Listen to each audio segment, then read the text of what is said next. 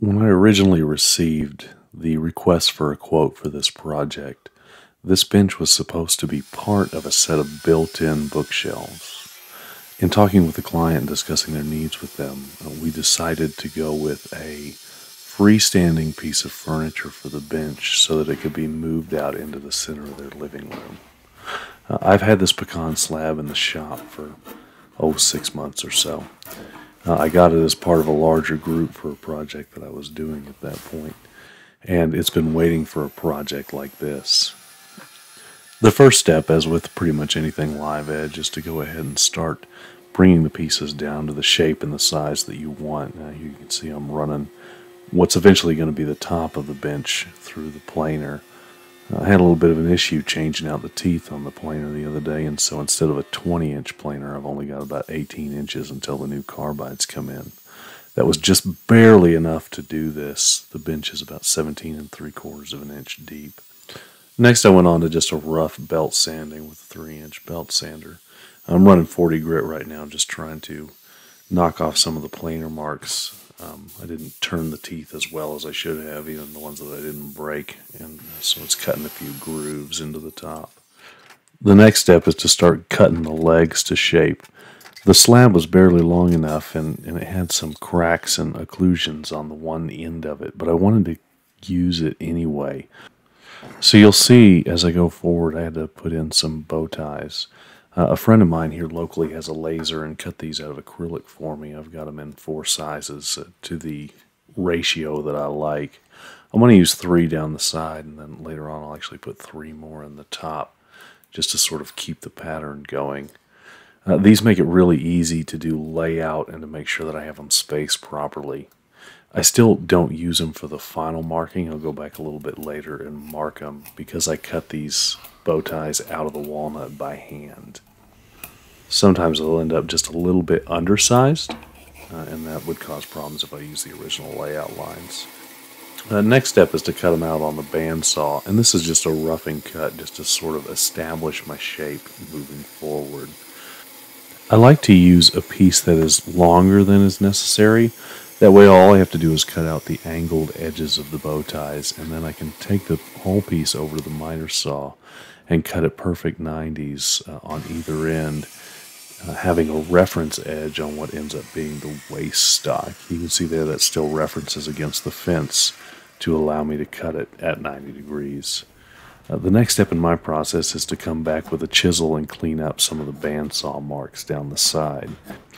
At this point, I'm still trying to stay at a 90-degree angle and not cut any bevel on it. Bow ties are fairly forgiving as long as they're tapered up towards the top, so if you have to err one direction, err that way. Next, I'm cutting out most of the waist with a router. I use an 1/8 inch straight fluted bit to do this, just one of the simple 2-blade ones. It does fairly well. I just take my time and come down a little bit at a time. I found that about 1/4 inch tends to be as far as I want to go before the bit starts to really fight me. Next is just cleaning out the remainder of the waist with chisels, being careful to stay within my line. Since I'm going to bevel the bottom of the bow ties, I really don't have to get too close. They will wedge themselves in there with enough force, and it provides a really clean joint line if you stay just a little bit undersized. That's sort of a fine line, though, because you can end up going too far under, and then it'll split the bow ties as you're trying to drive them down in. They'll crack. Really, that isn't the end of the world. You can always carve them back out again. Make your bow tie a little bit larger, carve the whole old one out, and then go one more time. It really just makes the process a little bit longer, however long it takes to carve one more out.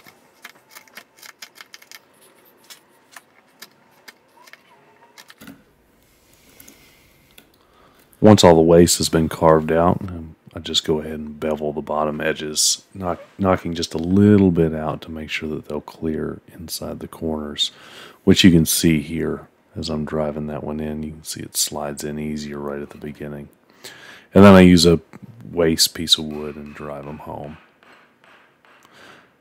A lot of times you can't tell while you're actually driving it when they bottom out, but it's interesting watching back at the video. You can see where the slab starts to jump, telling me that they have hit the bottom of the mortise. I use a hand plane to remove most of the excess sticking up over the edge, and then once I finish sand it, they'll get right down to the bottom. Normally, if I was cutting a profile on the leg like this, I would do that before I put the bow ties in. But the problem with this is that crack spanned from the top almost all the way to the bottom, and the only part actually holding that together was what I was cutting out for the leg profile. Once I've cut it out on the bandsaw, I just clamp a straight edge to the bottom of the leg and use a flush trim bit to remove any bandsaw marks and clean it up a little bit and make it a little straighter. With this bench, I'm doing through wedged mortise and tenons to hold the top to the legs. And here I'm just establishing the depth that my tenons are going to be with a small shoulder on the top of the leg. This will make it a little bit easier moving forward, make the tenons a little narrower, and it'll provide a depth for the saw to go to. After I mark it out, I just cut down to the shoulder with the dovetail saw. It's fairly simple with a sharp saw. It'll go through it pretty quick. I removed most of the waste between the tenons on the bandsaw, and I'm just cleaning it up here with a little Japanese pull saw. The next step was to mark out the locations on the bottom of the top where the tenons were going to go through. For me, the hardest part is always matching up my layout lines on the bottom of the top to the lines on the top of the top. It ended up working out really well this time, and it's almost dead on. The mortises have about no gap in them. This ended up being about the longest part of this build, trying to knock all of the waste stock out for these mortises.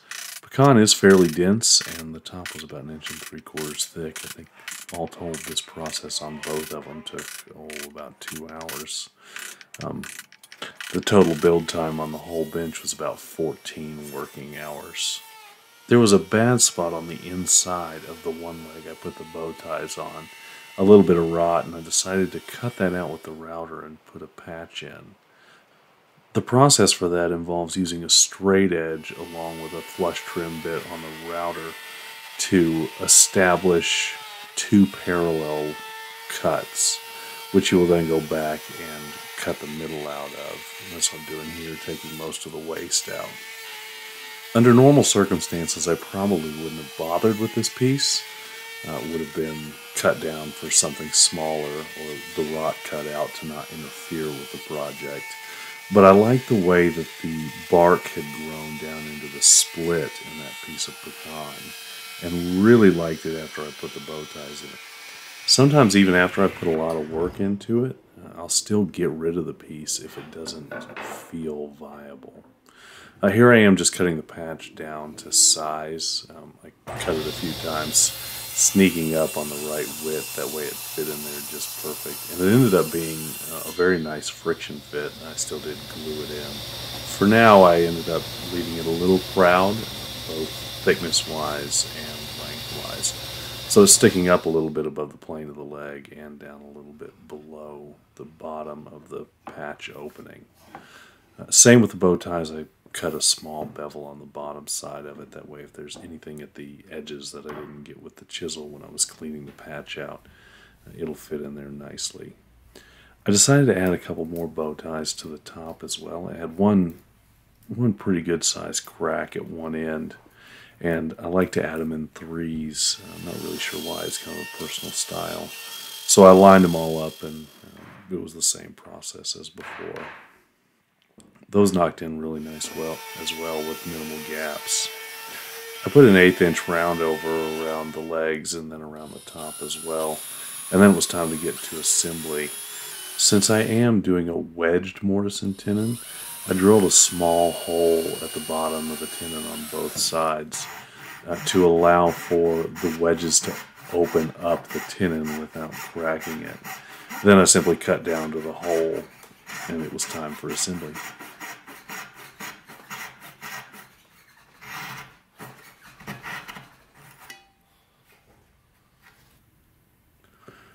I put a little bit of glue on the outside of the tenons, even though I probably didn't need to. With the wedges, it wasn't coming out anyway.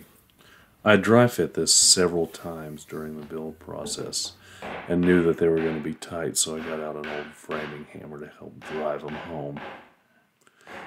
The assembly actually went quite smooth. I had no real problems. Next, I went over to the bandsaw just to cut a few wedges to drive down into the tenons. This was as simple as setting the miter gauge to 5 degrees and flipping the board over and making a cut every time. The wedges were a little bit oversized, a little wide, and so I used a hand plane and ran them over the blade and cut them down. Having a number 8 hand plane really helps there because of the mass. Once they fit within the mortise, I added a little bit of glue and then drove them in. They perform their purpose beautifully. It's always a little bit of a worry doing this that they will bottom out in the cut before they open the tenon up wide enough to close the gaps. But I didn't have any trouble with that this time. I think they only went in 3/4 of an inch to an inch, and the tenon was 1 3/4 tall. I made that maple mallet for things like this. It only weighs about 6 ounces, and so when you're starting the wedges, the chances of breaking one off are a lot lower. And then I moved up to the 12-ounce mallet to finish off driving them in. Then it was back to the Japanese pull saw just to cut the wedges off. And then I did a final sanding all over the top to bring the tenons down to flush. And then it was time for finish. I work with Pecan fairly regularly, and still it is always a surprise how much even a simple polyurethane will change the look of the wood. A lot of times somebody will come in looking for something like maple or even walnut, and they'll leave wanting something in pecan. I hope you guys enjoyed this project. I certainly enjoyed building it. Thank you guys so much for watching.